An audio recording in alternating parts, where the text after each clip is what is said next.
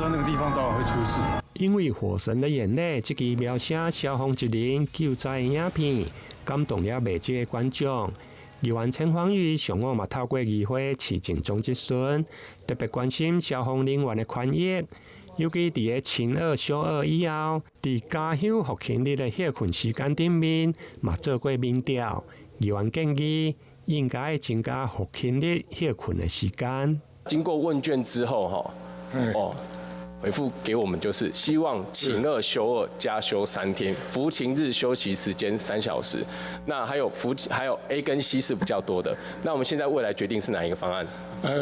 这样了哈，就是2个 A 跟 C， 那我们会开放给他们投票出来。这个，因为那个分队有共识嘛，那我们就采行这个 A 的啊，如果 C 的那个分队就给他采行 C 的，这样子，我们比较弹性。我想弹性的勤务，充分的休息，守护才有力。第一个面向出差勤休勤制度不会是花花班。第二个部分正式3小时，消保局改回法定的2个小时，这个也可以做考虑的哈。另外，南关线出身的议员陈芳宇，嘛为该区的农民来签名，因为大型的农机车要开上路，一定要有牌照，因为依照警察局的道路交通条例，如果无照来上路，发生事故。